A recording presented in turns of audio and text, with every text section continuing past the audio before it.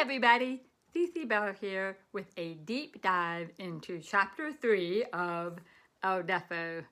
Are you like me? Do you have a lot of cabin fever? 'Cause I sure do, and it makes me do really weird things.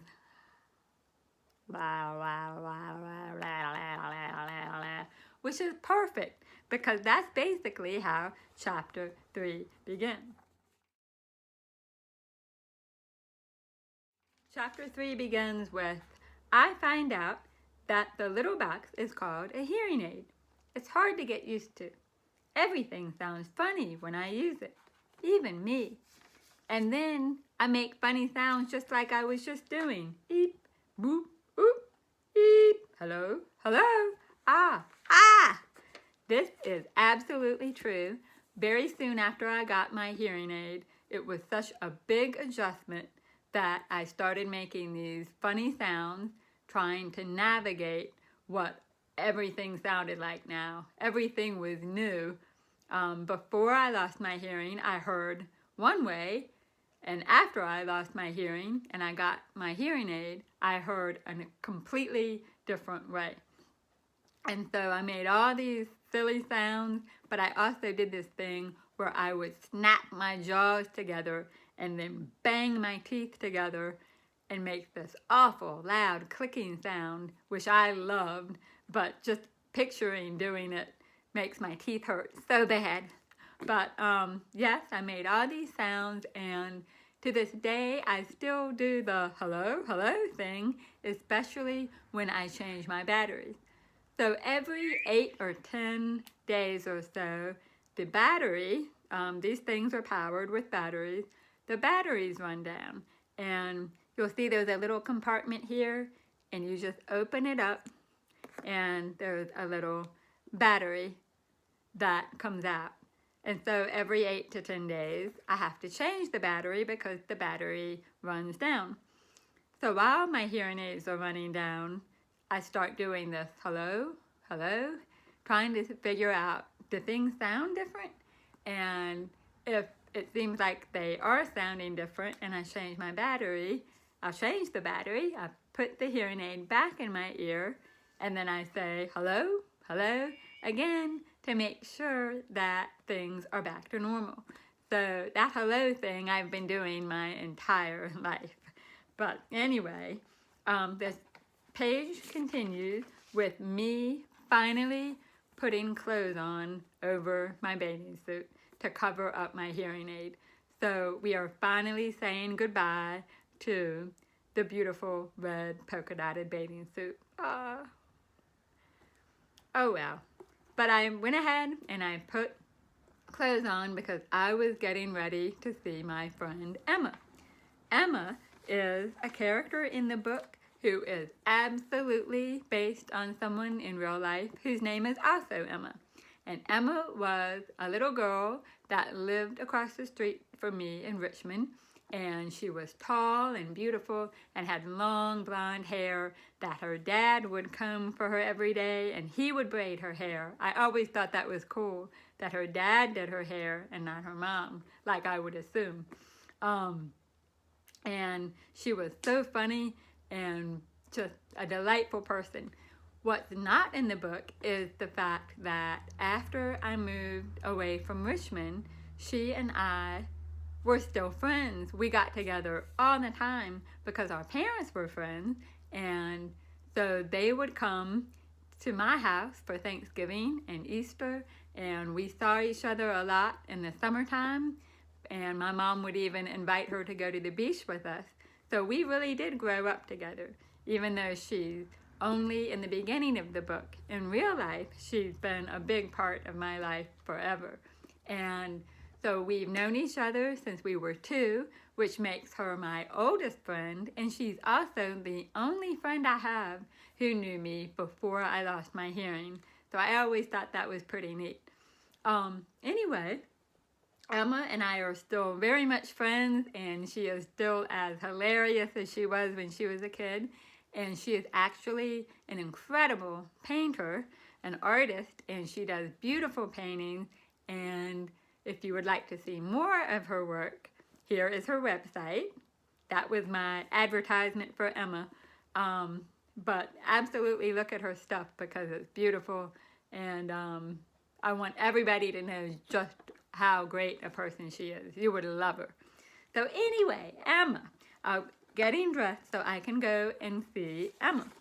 And on page 24, there's this conversation that takes place between Emma and me that probably didn't happen, but I needed to show how difficult communication was for me now that I had a new hearing aid. And so even though that conversation didn't literally happen like this, we probably did have a moment kind of like this, where I was just trying to figure out what she was saying. And at the end of this page, she says, "Hey, I didn't know you'd still be able to talk. You sound a little funny though." Well, I still hear that from time to time, especially when I meet new people. They'll say, "There's something about your voice. You talk a little funny." Not always the nicest thing to hear, but I am aware that my speech is a little different, and I think it's because I don't hear all the sounds that I'm making. So it's very hard for me to, there's nothing for me to check my sounds against. You know, maybe I'm making a sound, maybe I'm not. So it really alters the way I speak to some degree. And that might be true for some deaf people, other deaf people, I mean, that there's just a little bit of difficulty in figuring out what you're saying when you can't hear all the sounds you're making. And then on page 25, we have some of that funny stuff where Emma offers Cece all these different kinds of drinks, and Cece can't really understand. And I'm talking about myself in the third person, which is always weird, so maybe I'll go back to I. Anyway, Emma is offering me some drinks, and what's happening here is whatever Emma says, Cece hears something different, and so misunderstands. And in this case, the misunderstandings are pretty funny. So when Emma offers cherry pop, Cece hears Jerry's mop. When Emma offers juice, Cece hears shoes. And when Emma offers a Coke, Cece hears a goat. So if you were watching all this, you probably not only heard the similarities, but you also saw some of the similarities in the way my mouth looked when those words were coming out. Cherry pop, Jerry's mop. The second time there, I was actually saying Jerry's mop, but it really does look like cherry pop. And then on page 26, you see me waving goodbye to Emma as Emma gets on one school bus, and then I'm getting ready to get on a different school bus. This isn't actually how it happened. I did it like this in the book because I was trying to contrast how different Emma and I had become because of my hearing loss. If I hadn't lost my hearing, I would have been getting on the same bus and going to school with Emma. But instead, I had to get on a different bus to go to a different public school. And the reason for that is that the school where Emma went to did not have a program for deaf kids like me. I had to go to a different school that did have a program that was specifically for deaf kids. And so all the kids from the district where I lived, all the kids who were deaf from that district would all go to J.B. Fisher Elementary School, like in the book. So, moving along, my actual bus stop was in a different neighborhood, and my mom would walk me over to that bus stop, and there was a wall there that my mom would lift me up and put me on the wall and hold my hand and encourage me to walk back and forth on the wall to sort of help with my balance and my walking.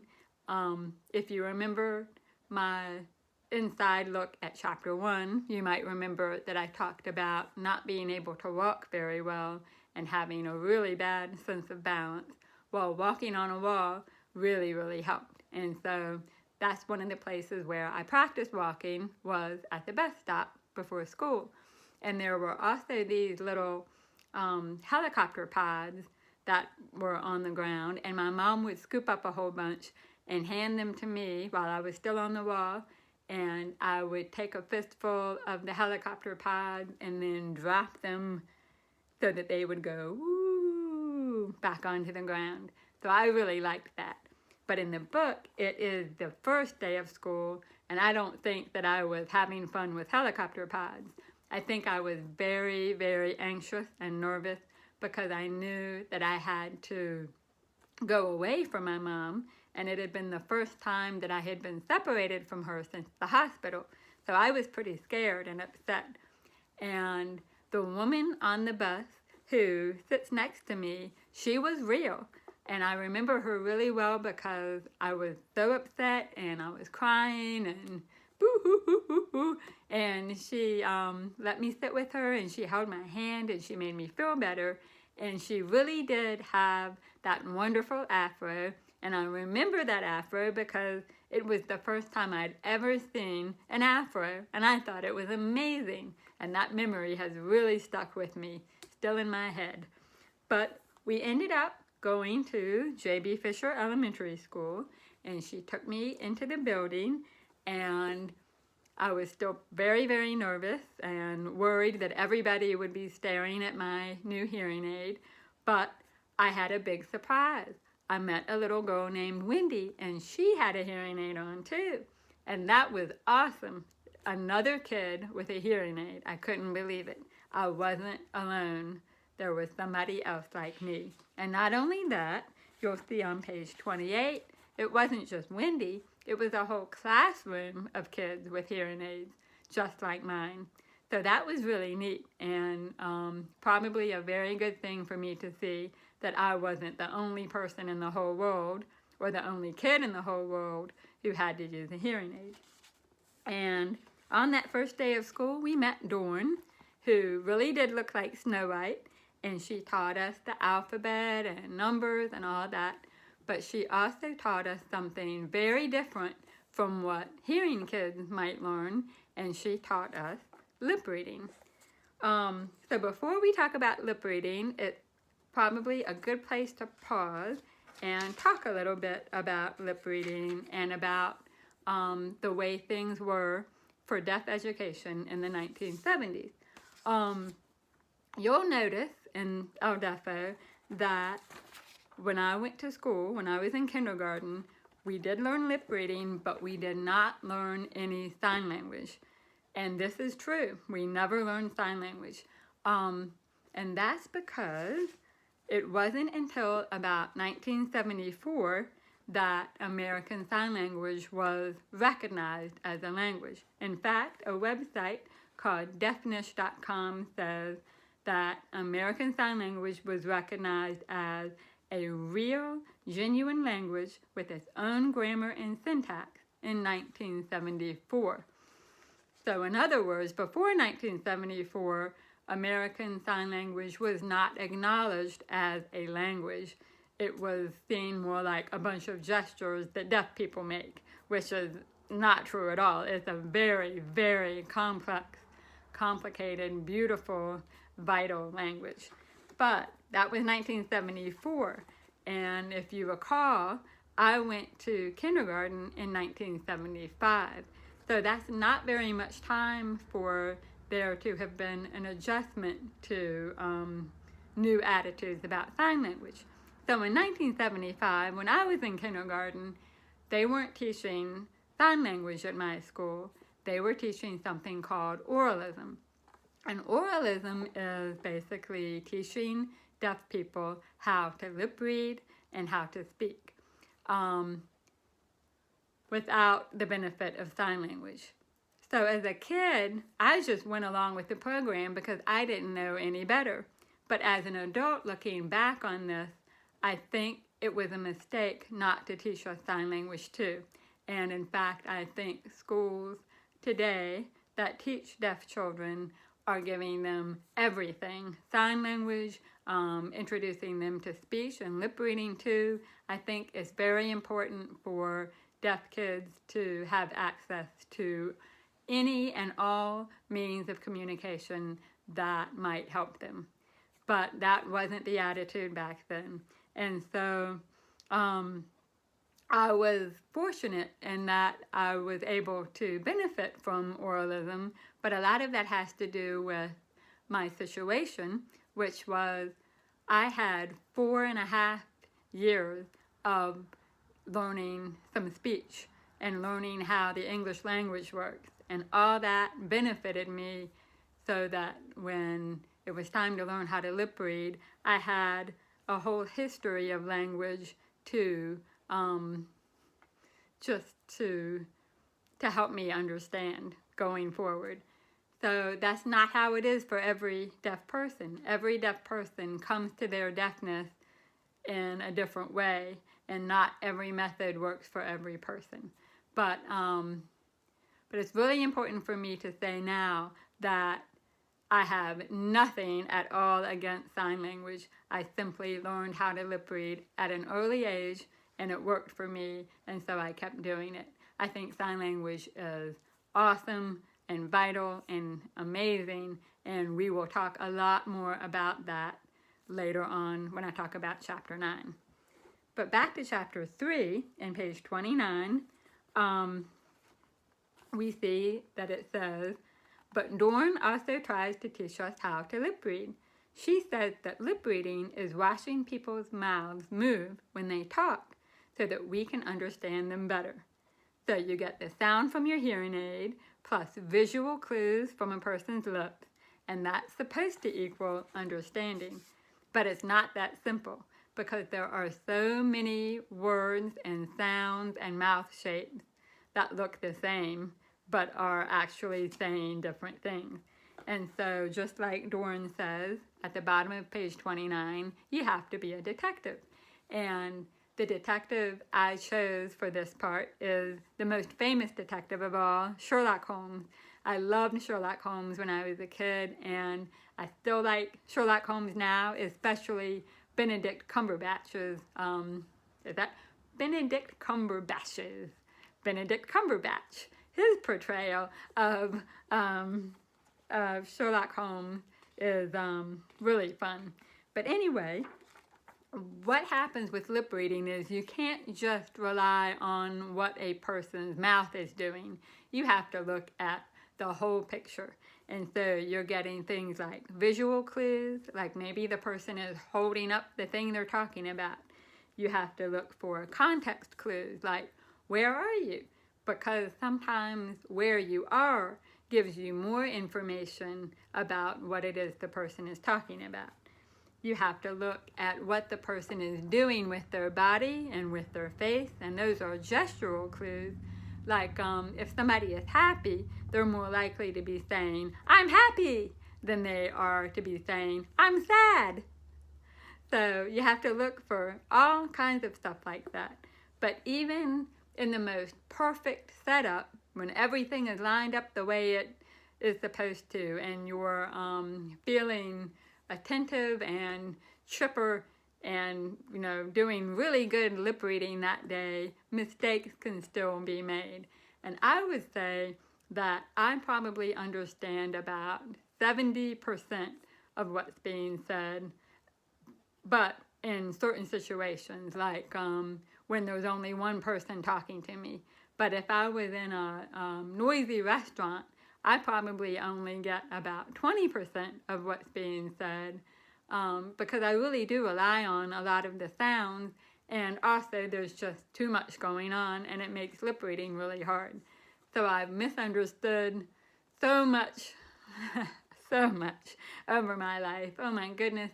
And some of those misunderstandings have been so funny that I have remembered them. Maybe someday I will share some of those with you.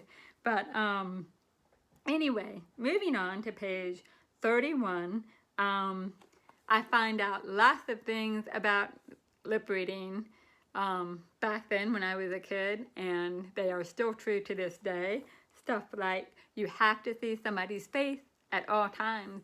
Once somebody turns their back to me but continues to speak, I have no idea what they're saying. None whatsoever. They could be speaking a foreign language. It wouldn't make any difference. It all sounds like blah, blah, blah, blah, blah, blah, blah, blah.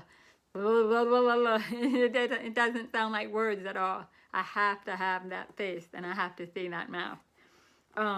Exaggerated mouth movements are confusing. And that's because people don't talk like that in real life. So it actually makes it harder to lip read.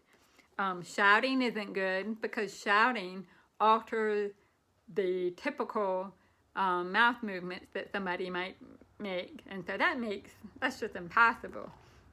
When people have mustaches and beards, that's really tough, especially when the beard is very big or the mustache grows so long that it covers somebody's mouth. No good. Hands in front of your face. Hands in front of your face. Not good because you can't see the person's mouth. When it gets dark, that's not good because you can't see the person's mouth.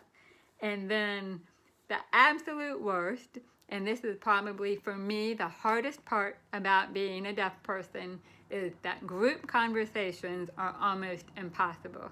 It's very, very hard. It's almost like watching a tennis match when you're trying to follow lots of different conversations at once. It's really hard and it makes you feel left out right away.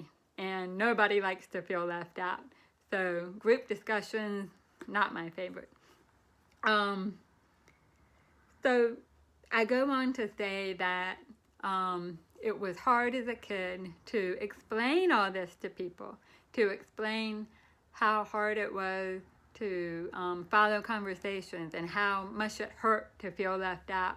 But I knew that my classmates at J.B. Fisher Elementary School, I knew that they did understand because they were just like me. And I named some of those kids: George, Sabrina, Terry, Wendy, Fred, and Jamie.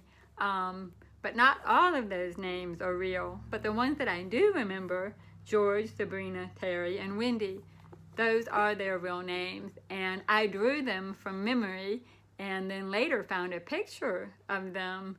And I was astonished at how accurately I had drawn them. Of course, they weren't rabbits. But in terms of Wendy having red hair and Terry having blonde hair, that kind of stuff, I was pretty accurate. And so page 33 ends with, "But everything is still so new and so different for all of us. Most of the time we are lost, drifting along on our own planets. But we are together in the same universe, at least." So this page or this panel is just pointing to the fact that you can have a lot in common with somebody, but still be very much alone. You're still navigating whatever this thing is. You're still navigating that on your own. But it's so comforting to know that there are other people with similar experiences that helps. Knowing that there's somebody out there that's a little bit like you. And so the last page of chapter 3 ends with me saying goodbye to my classmates for the summer. And I thought I was going to see them the next year. Yay! What I didn't know was this was it was absolutely the last time I would ever be in a class with other deaf kids. This was the last time I would feel like there were people out there like me. I felt like the other kids. So this was the last time I would be with kids who were a lot like me because we were getting ready to move, but I don't think I fully understood that. And then at the very end, we see Cece, or rather me, we see me reunited with Emma, and we're sort of, I bring up that contrast again. Emma isn't like me anymore, and I have this sort of misunderstanding where she asks me, "Are you ready for supper?" And I say, "Supper? But it's still morning." No, not supper. Summer. Summer. You know, that was my imitation of Emma laughing. It's nothing like that. It is a much more beautiful, lifting laughter. But anyway, I'm just trying to show that once again, I'm back into this place of not fully understanding what's going on and feeling once again like I'm different, a very different person from the way I used to be. So that is the end of chapter 3. And I hope that all of you, even if you have cabin fever like I do, I hope that you are all able to stay home and to stay safe and healthy and to take care of everyone in your families and all your friends from afar. I just hope that you are just hanging in there. And I will see you the next time, and we'll talk about chapter 4. And thank you so very much for tuning in. Bye.